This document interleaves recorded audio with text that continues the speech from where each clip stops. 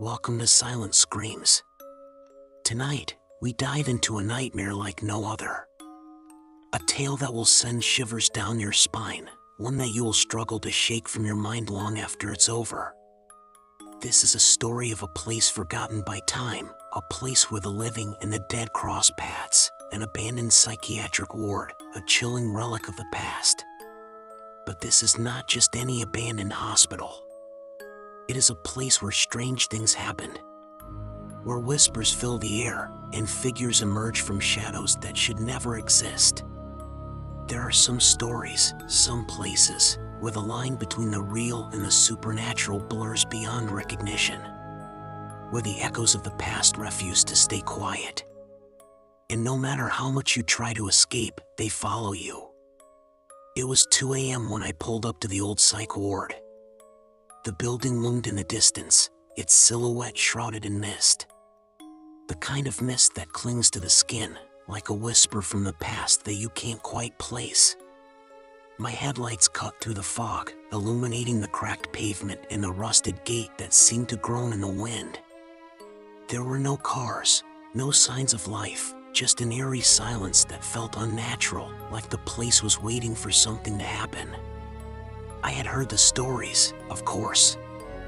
Everyone in town had. The psychiatric hospital had been shut down decades ago, the doors sealed shut with chains and iron bars. There were rumors, whispers, really, of strange experiments, of patients who had vanished without a trace, and of something darker that had been hidden in the walls. But what really intrigued me was the one story that nobody ever spoke about too openly. People said that the patients never really left. They didn't die, but they didn't exactly live either. Something happened to them in that ward. Something unnatural. I had to see it for myself. The wind howled as I walked towards the entrance, each step echoing in the oppressive silence. I could feel my heart racing, my breath shallow as the cold air bit at my skin. I was no stranger to the paranormal, having heard countless stories in my life, but there was something about this place that made the hair on the back of my neck stand up. I felt as though the building itself was breathing, alive in some twisted way. As I reached the heavy, rusted doors, I hesitated. The sense of unease in my chest tightened. I shouldn't have been there. It was too quiet, too still. But curiosity pushed me forward. I forced the door open, the screeching metal sending a jolt of terror through me. The hallway beyond was bathed in darkness, save for the faint light that flickered from a broken lamp at the far end. The smell of decay and dampness filled the air, so thick that it made my stomach turn. I stepped inside, and immediately, I knew something was wrong. The silence felt wrong. The air was too heavy, like it was pregnant with secrets that nobody should know. As I ventured deeper into the hallway, I noticed the walls. They were covered in strange, faded markings, symbols that seemed almost too deliberate, too intentional to be random scribbles. The whispers started softly at first. Barely a sound, just a rustling, like the faintest breeze or a rustling of paper. But then they grew louder, more distinct. And they weren't in my head. I could hear them, clear as day, coming from behind the walls. "Help us, it's too late, don't stay." My breath hitched in my throat as I paused, trying to make sense of what was happening. The whispers were growing more urgent now. The temperature dropped, and the chill cut through my clothes, sinking into my bones. I turned, trying to shake the feeling that something was following me, watching me, but the hallway stretched on forever. I had only taken a few steps further when I heard the sound, a soft, deliberate creak of a door opening behind me. I spun around, but the hallway was empty. Still, I felt it, a presence, just behind me, something that hadn't been there before. My heart hammered in my chest as I backed away slowly, my flashlight darting across the space. And that's when I saw it. At the end of the hallway, a figure. It was barely visible at first, a silhouette shrouded in the darkness. A person? No, not a person. The form was wrong, twisted, unnatural. The shape of it seemed to warp and shift, as though it wasn't quite solid, as if it were a shadow that had somehow taken shape. Its face was obscured, but the outlines of hollow eyes stared straight at me from the darkness. I couldn't move. My legs felt like they were made of stone, my body frozen in place by some unseen force. The figure didn't move, didn't speak. But I could feel its gaze on me, heavy and suffocating. The whispers grew louder, now clearly emanating from every direction, circling me, closing in. You shouldn't have come back. Suddenly, the air grew thick, so thick it was hard to breathe. I gasped, struggling to get air into my lungs, but it felt as though I was being suffocated by the very atmosphere itself. My heart pounded in my ears as the figure in the distance slowly began to move. Not forward, but sideways, gliding along the wall as though it were part of it. I didn't know how much longer I could stand there. I felt my body scream at me to turn and run, but my feet refused to obey. Something, some force, was keeping me rooted to the spot. Then, in the blink of an eye, the figure was gone. Disappeared. Not a sound. Not a trace. I stood there in the complete silence, my breath ragged in the still air, unsure of what had just happened. My instinct screamed at me to leave, to turn around and get out of there, but something inside me kept me moving forward. The building was drawing me in, pulling me deeper, as if it had a mind of its own, a malevolent force that wanted me to see more, to know more. I wasn't alone. As I moved further down the hallway, I could feel it, the presence, growing stronger, more intense. It was like something was watching me, waiting for me to make the wrong move. Don't leave. You don't have to leave. Stay with us. I turned sharply, but there was no one there. The hallway remained empty, its darkness suffocating. But then, the whispers came again, louder now, clearer. And it was no longer just a voice. There was something else in the air, a deep, guttural noise, like breathing. Wet, labored breathing. I felt my stomach churn, the nausea rising as I tried to focus on where the sound was coming from. It was then that I noticed the first door on my left, the one that had been slightly ajar. I reached out with a trembling hand, pushing it open. What I saw inside made me wish I had never touched the handle. The room was small, almost claustrophobic, filled with medical equipment, old, rusted, and unused. But it wasn't the equipment that caught my attention.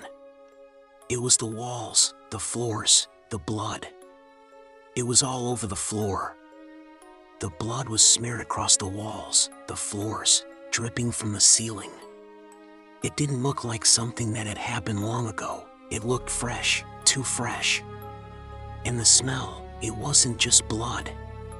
It was something worse, something rotting, something alive. And then, in the corner, I saw them. Figures. Bodies, or at least what was left of them. They were shackled to the walls, their eyes wide open, their mouths gaping in silent screams. They had been there for too long for any person to survive. Their skin was pale, their bodies emaciated. But despite all of this, despite their lifelessness, I could see it, something in their eyes. A flicker. A movement. They were still there. And they were watching me.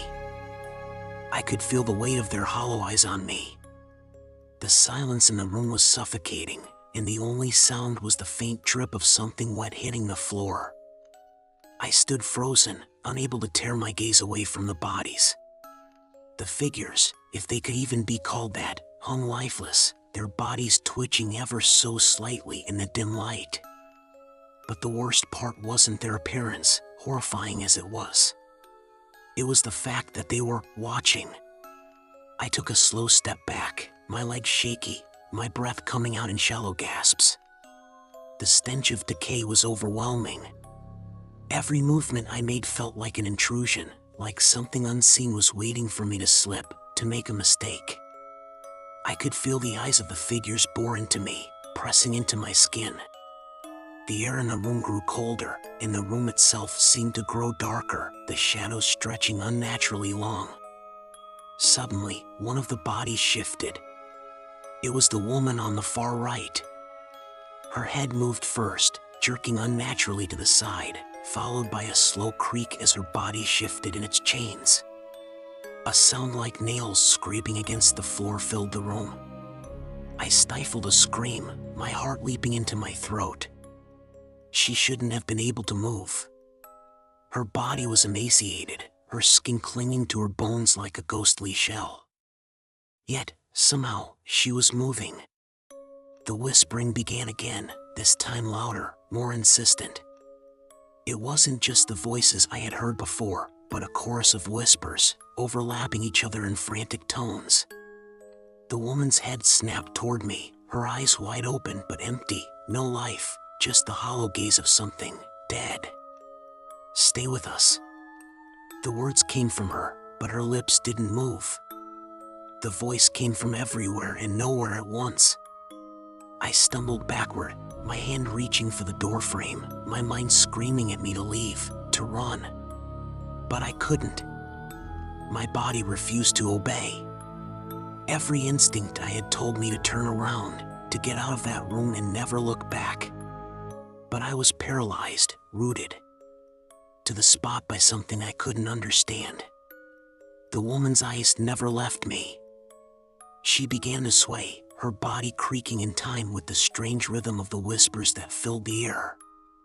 And then, she spoke again, but this time, it was not in words. The sound was like a wet cough, a rasping noise that echoed from deep within her chest. The other bodies, the other figures, started to move.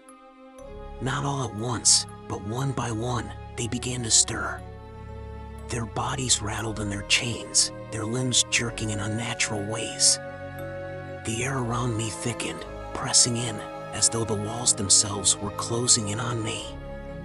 My breath was ragged now, my pulse quickening. The woman's gaze locked with mine. "You shouldn't be here." Her voice was low, a croaking whisper that seemed to come from within my own mind. "We don't let people leave." And then, in a flash, the room went dark. I heard the scraping sound of metal as the chains rattled violently. My heart pounded in my chest as the whispers turned into guttural growls, the air thick with a sense of malice. I fumbled for the door, my hands trembling so badly I could barely find the handle. The cold in the room had grown unbearable, freezing my skin, making it hard to move. The whispers grew louder, sharper, almost like they were shouting in my ears. "Leave, leave before it's too late." But I couldn't leave. I could feel something pulling me back. It was as if the very walls were alive, reaching out to grab me. I slammed the door open, the sound of it crashing against the wall echoing down the hallway. The darkness outside the room seemed to consume the light from my flashlight. Every shadow stretched and twisted, becoming something unrecognizable, alive with menace. My footsteps were heavy, reverberating down the hall as I turned and ran, my mind spinning, my body moving on pure adrenaline. I didn't dare look back. The walls seemed to close in around me, the hallway twisting in ways I didn't remember. I stumbled, barely catching myself against the cracked walls, my breath coming in ragged gasps. The whispers followed me, getting louder, more frantic. "Don't leave, stay with us." The sound was all around me now, coming from the walls, the floors, the air itself. I turned a corner and almost ran straight into another door. It wasn't the main exit. No, this was something else. It was a small, wooden door, nearly hidden in the shadows. The door was old, worn, with rusted hinges that screamed as I pushed it open. I stepped inside. The room was cold, colder than the hallway, and it smelled of rot and dust. But what was worse than the room itself was what I saw inside. A bed, though not the type of bed you would expect in a hospital.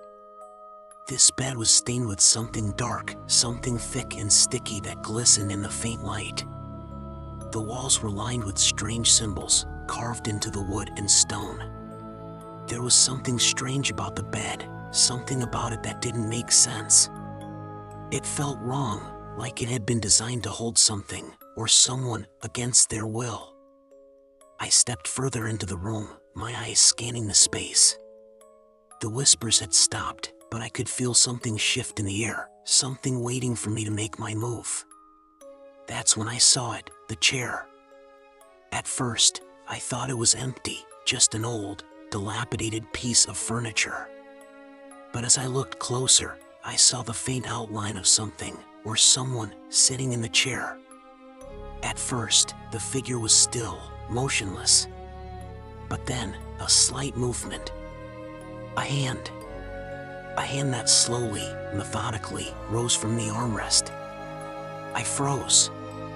The figure was human, but not entirely. The skin was pale, too pale, stretched tightly over bones that seemed to shift and move beneath the surface. The eyes, those eyes. They were wide, unblinking, staring straight ahead, but there was no recognition in them, only a cold emptiness. "Help me." The voice was barely a whisper, a rasping, broken sound. The figure's lips trembled as if trying to form words, but all that came out was a soft, unintelligible mutter. Then it let out a low, guttural sound, a groan that seemed to vibrate in the very air around me. My heart raced, panic clawing at my chest. The figure's head tilted slightly, just enough to make me feel like I was being watched, scrutinized. "Don't trust them." Before I could react, the door behind me slammed shut, the sound so deafening it made my ears ring. I spun around, my eyes wide in terror, but the room was empty. There was no chair, no figure, but I could still feel its presence. The air around me was thick, heavy with a sense of unease that I couldn't shake. I needed to get out. I needed to leave. But every path I tried only led me deeper into the building. The walls seemed to bend and twist, shifting in ways that defied logic. And the whispers were louder now, frantic. "Don't leave, stay with us." I stumbled down the hallway, every step feeling like I was sinking deeper into the nightmare. I didn't know how much longer I could last. The oppressive silence was maddening, broken only by the occasional whisper, the occasional flicker of movement in the corner of my vision. "Stay, stay, stay with us." I closed my eyes tightly, willing the voices to stop, to go away, but they only grew louder, more insistent, until it felt like my very mind was breaking under the weight of them. I couldn't breathe. I couldn't think. All I could do was run, my feet carrying me through the never-ending hallways of the abandoned psych ward, as the whispers followed me like a shadow, never stopping, never letting go.